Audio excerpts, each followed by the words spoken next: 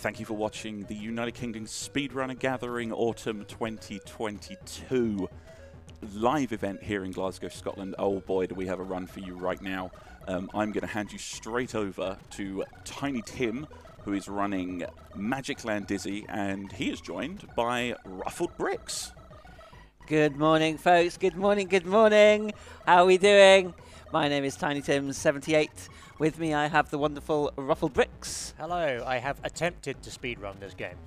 And we are going to be doing some Magic Land Dizzy today. I hope everybody enjoys this. Without further ado, we're going to get started. I will give you a countdown for tech, and we're getting started in 3, 2, 1, go. Okay, thank you very much. Right, Ruffled Bricks, would you like to explain quickly a little bit about this game, please? Yes, so this is Magic Land Dizzy. I believe this is the 4th of the Dizzy series. Came out in the early 90s, I think? 1992, yeah. Yes, and the object of this game is that you're playing an egg-like chap here called Dizzy, and all of his friends and family, known as the Yolk Folk, have had various misdeeds happen to them as a result of the evil wizard Zax. So the object is to basically just save them all and then deal with Zax. The mishaps that the Yolk Folk have received are all, let's just say, fairy tale related. So you'll be seeing that. But Tim's starting here by collecting certain items that he needs to go. He's just missed a jump there to get to a platform, but that's okay. Basically, the way that this game works is that you need to collect a bunch of items in order to make things happen, and you have to take the items to certain places in order to do that. There's an item up the tree that Tim is going for, which is a stick. We'll talk a little bit about what the stick is for when we get there. There's also a bunch of diamonds around the levels here that you'll see. These diamonds have a dual purpose. One of their purposes is that they can replenish your health. As you can see, Tim took a little bit of damage from the coconut that monkey threw there, but he's about to find a diamond that is hidden behind a railing. There's 3 of these in the whole game, and for a casual player, they're a little bit of a mean sort of trick that the game plays on you, but pretty useful there. So we've got another diamond there from a cloud, and now Tim has scaling the tree. He's picked up a stick there, what the aforementioned stick, and now he's going to grab a cat from the top of this monolith. The cat's name is Gobbolino, or as I like to call him, Mr. Gobbolino, Mr. Bob Gobbolino, and I will donate $10 if anyone in chat can correctly identify the reference that I'm doing in that joke there. I can't, so... exactly, yes. Now, what's happening here is he put Mr. Gobbolino down, and on top of the weird henge there, Tim picked up a dagger. He's used the dagger to cut a little bit of a leaf off of Dylan. So Dylan is the first of the Yolk Folk that we encounter in this run, and Dylan has been turned into a shrub, which of course is going to restrict his mobility. So what Tim's done there is he's used the dagger to take a leaf off him, and that's actually one of 2 uses that you get from the dagger. There's it's one of the only items in the game that you actually have a dual usage of. Tim's set that drawbridge going back and forth as well. And there's Dozy, who is my spirit animal right now. And what Tim's doing here is using 2 items. He's using the dagger to... he's using the stick, first of all, to enrage that goat there. And he's using the dagger to cut the rope that keeps the goat in place. And as you can see, as he walked off screen there, the goat started charging towards the troll. That troll basically won't let you go across the bridge unless you give him 30 diamonds, which is physically impossible due to the configuration of the diamonds on the landscape. However... what Tim's done is he's set the goat on the troll, and because he's walked off the screen whilst that's happening, then we're going to see the finish of that animation when we actually go back onto that screen. Now, Tim has now picked up a handle at the bottom of the castle here. That is going to come in handy very soon. And he's also picking up another item which we need right now, which is the power pill, as well as a diamond up here. Now, the power pill, think back through the lore of old video games there, and you might be able to figure out what that is going to be for very shortly. There's an item there, the cross, as well, which we're not going to pick up just yet. Many items in this game, you'll notice we just walk past at certain points because we're only able to carry 3 items at any one time. And then if you try and pick up a 4th one, it pushes the first one out of your itinerary. Now here, Tim's just grabbed the cloth duster and left the stick there because we've now finished with the stick. Cloth duster is going to be used a fair bit later on, so we're just basically putting it in a better position. And he's used the handle there to basically retrieve the bucket from the well, because we are going to use the bucket very shortly as we head over to the right. Past Dylan again, who we're not going to do anything with for a while now. And here is Mr. Garbolino again. And we're now picking him up because we need to send Garbolino back to his owner. First thing we're doing, though, is getting past these ghosts here, and that is what the power pill is for. You cannot get past those ghosts otherwise, but if you've got the pill, then, much like in Pac-Man, you can kill them off straight away.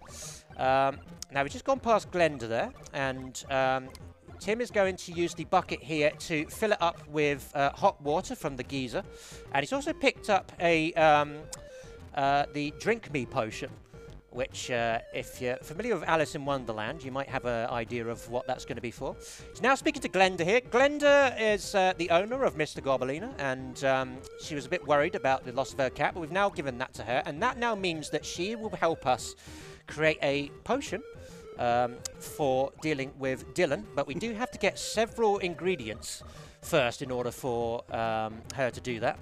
And one of them is just sat by Dylan there.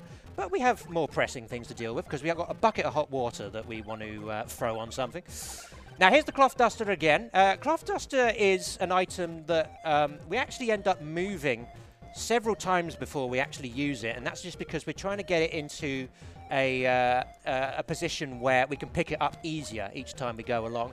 Because, as I say, we have a limited itinerary that we can carry around at any one time. So because of that, then we want to basically ensure that our items are all optimized. So Tim is now going to drop the cloth duster again about here.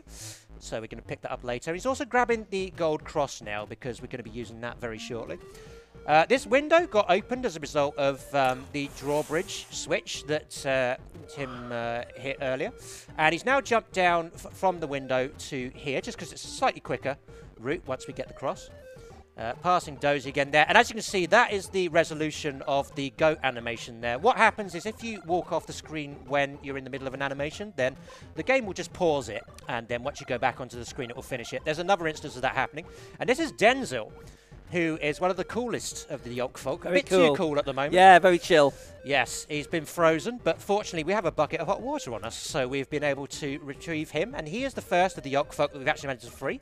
This now means that we can get into this castle here. This woman here is Vampira. She is Zax's wife, I believe. She's running away from us because Tim has picked up the cross. If you don't pick up the cross, then she will run towards you.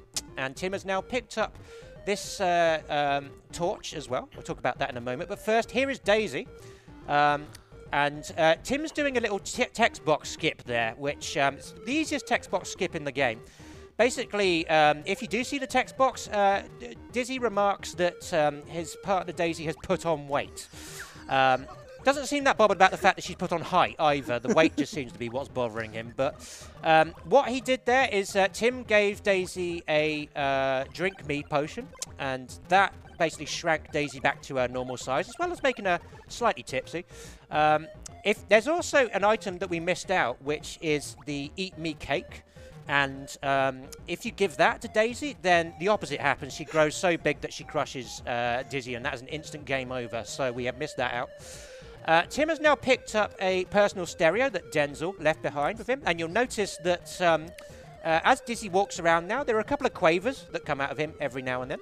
I believe that is the correct musical terminology. Tim is leaving the burning torch here because we just need to free up a little bit of space here for the next item that we're going to grab. As we walk along here and going across the drawbridge here. Oh, nicely clutched there.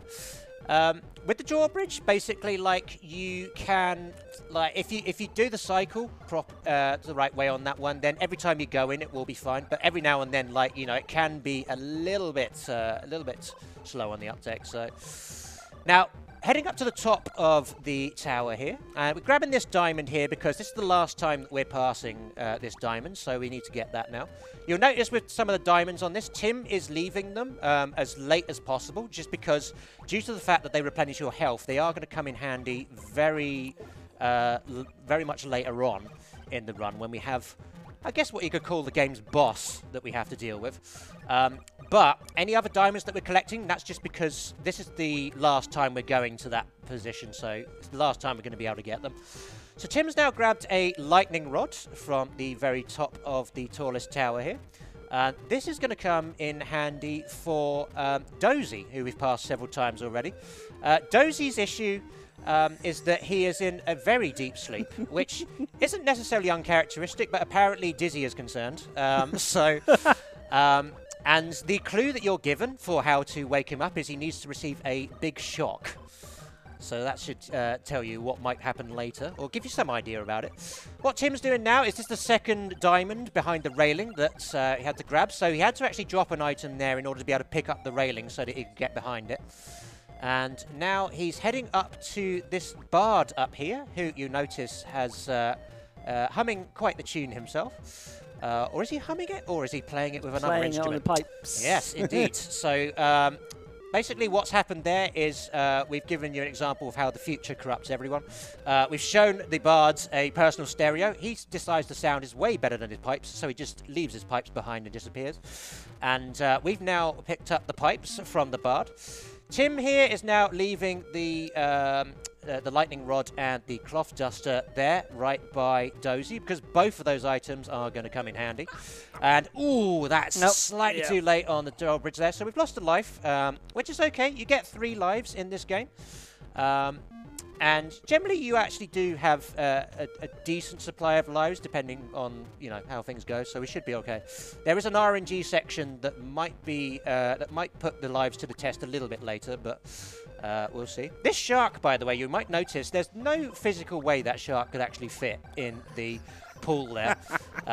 If you look how close the fin is going to the sides, then yeah, don't read too much into that, other than maybe it is just a remote control. So Dizzy there has picked up a leaf, and he's left the pipes there, just because we're good. Again, a little bit of itinerary shuffling there to make sure we've got the right things at the right time. And now we've got all of the items that Glenda needs in order to be able to make a cure for Dylan. So we give him the leaf and the poisoned apple and the other item, which I've forgotten, to Glenda. And that's given us the weed killer potion. And while Tim is on this lily pad here, he has also grabbed another of the Yolkfolk, Dora, who is the only one who is light enough for Dizzy to actually carry around. But yeah, she's been turned into a frog. Not normally like that. So we're going to need to sort her out very shortly. First thing, though, is we're taking the weed killer to Dylan there. And another little text box skip there. Because Tim left the pipes close enough to Dylan, and we actually skipped the first text box there. And now here is the rat. You use the magic pipes to lure the rat into the bottom of the well, Pied Piper style. There is a frame-perfect skip that you can actually do on this rat, where you can actually jump through him and not lose all of your health there. Tim sort of did that there, but you can do that a bit early as well. But it is frame-perfect, and if you do it at the wrong time, you just lose all your health and lose a life. Whilst we're in these dungeons, Tim has actually picked up a magic lamp and something sticky, which is now stuck to Dizzy's hand. But here's where we deal with Dora Frog. We give them to Prince Charming, and Prince Charming basically kisses Dora back into some sense of egg shape. And another text box skip there was done as well. Again, that was a pixel perfect one, so you have to stand just the right distance there in order to enable that to happen. And the sticky thing there has just been used to pull Excalibur, the sword, out of that stone there, which has afforded Dizzy a kind of king-like status, which we're going to use shortly. However, what Tim has just done there is he has used the cloth duster to rub the lamp. That wakes up the genie in the lamp, but the genie is not particularly happy about being woken up, so he's going to fire out some lightning bolts. However, we've just let him get on with it because there is a lightning rod there right by Dozy, which is going to absorb them. But again, because we've left the screen as the genie was doing that, then it's we're not going to see the resolution of that until we go back into that screen. Now, this tower here is where you go to fight Zax later, but we're not going up there yet. What we're doing here is, because we are now a king, then we can get past this chessboard-like area here, where, because, of course, king takes queen. That's how chess works. I played it. And this is Grand Dizzy here, who I believe they've just got a level of senility or something, which is why they've ended up trapped in here with a couple of pawns. These pawns, by the way, have the most ridiculous hitboxes ever, so you have to jump past those fairly carefully if you don't want to get killed. Also, you notice in the that area that Dizzy was walking backwards. It's just something he likes to do. Coming out here now, and we've nearly saved all the Yolk folk. It's just Dozy now, but we've already set up the animation there for what's going to save him. So once we go back into that screen, then you'll see that the lightning will wake Dozy up, and that will be all of the Yolk folk saved. And here it comes, and there we go. That's woken up, and suddenly Zax has sprung to life. And we need to be able to deal with the wizard Zax now, so we are off to make a deal with the devil. And that is on the far right of the playing area, which means we now need to head all the way back over to the volcano, which is yeah, probably one of the scariest parts of the run. So there's not a huge amount of RNG in this game, but most of it has been reserved for the volcano. The volcano basically, once you've woken it up, as a result of saving all the Yolk folk, then it spurts clouds up into the air, which, as you may have noticed, Dizzy is able to walk on clouds for a short time. And the problem with these clouds in the volcano is that the positions that they spawn in are very much RNG. So because of this, you don't quite know what you're going to get and when you're going to get it. And so you kind of have to wait for a good pattern to arrive before you can jump across the volcano. So everyone in chat, let's just pray a little bit for some good volcano RNG on this occasion as we cross the haunted swamp now. Climbing up the hot water geyser here. And here we go. This is the volcano. So let's see what clouds we get. And there we go. Nice nearby cloud there has just spawned. And there we are. Just about get over to the side there. So now we're heading down Hell Gate here. And again, just leaving that diamond there because we are preserving the diamonds as much as we can. And before Dizzy speaks to the devil, Tim is going to take him over here just to get the third and final diamond hidden behind a railing here. Grabbing that from beyond. We're going to take a little bit of damage from these flames as well, but nothing too serious. Dropping down here, speaking to the devil, and he gives us the wizard, what's it called? The Wizard Slayer Trident, that's it. Oof, and lost our second life there. So now what we're going to do is just wait for the flame to get out of the way. So we just take a little bit of damage from the flame there, but nothing too serious. The diamonds will help us reclaim our health back if all else fails. So there's nothing too much to worry there. Although we do need a full bill of health really to deal with Zax. Just because we are going to need to phase through Zax to be able to deal with him. So here we are at the volcano again. And there's a good cloud there. Just jumping off there. Ooh, that was close. Yeah, that was like inches. That was really close. Yeah, let's have a clap for that. Ooh. So yeah, now Tim is having to absolutely stock up on the health there as we head towards Zax, because you are not going to be able to deal with Zax otherwise. Because Zax is not really a boss per se, like he's just a big villain that you need to get past, but the only way you can really get past him is by damage tanking. So a lot of these diamonds that we left, we're now going to be picking up on the way to the left here. And another thing to note about the diamonds is we did need 30 of them in total. Not because of the troll that we mentioned earlier, but actually because we need that to be able to finish the game. We need to give those diamonds to the devil once we've dealt with Zax. So here we go, over the shark for the second last time. You notice there was a bag of rubbish there on the door to the castle as well. There's a few items in this game that are red herrings, and that was one of them. There's also an empty milk bottle that we picked up earlier, which you can't not pick up in that position, but we discarded that at some point along the way. That's the Eat Me cake there, just floating away, just chilling. There is actually a category of speedrun for this, which like a meme category where you just use the Eat Me cake on Daisy instead. It's significantly shorter, so if you are interested in running this game, then that might be a slightly easier version of it for you. So here we go, heading all the way to the Ice Palace now, and this time we're going to head all the way to the top and into Zax's room. Zax is going to fire lightning bolts at us, which can be a little bit scary, but let's see how we go as we go into the room. And jumping up, and there we go. So as you can see there, we tanked a lot of damage there, but we didn't get a full decking from Zax there, so we managed to grab the ring from behind them. Now we use the Wizard Slayer Trident to kill off Zax, so we have nearly at the end of the run here. So there's just a few little I's that need dotting and T's that need crossing here. Tim is going to pick up the last 3 diamonds on the way back. And then we just need to drop the ring into the lava once we get to the Devil's Realm. Yeah, this last section here, unfortunately, as Rufflebricks was saying, oh dear. Yeah, take your time. Yeah, I'm going to.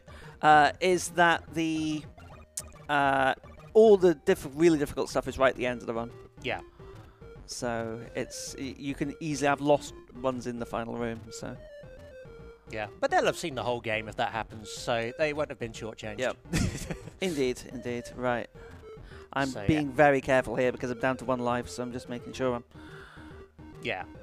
With this shark, there are certain visual cues in the water you can use in order to know when to jump on it, but like it's a very weird kind of shape, and like so it's kind of hard. You might have noticed when we first started the game that the shark was in a very specific position, and that's why when you speedrun this game, you basically just load it from a fresh load, because that guarantees that the shark is in the optimum position for you to be able to just jump straight on them as you cross over to the left.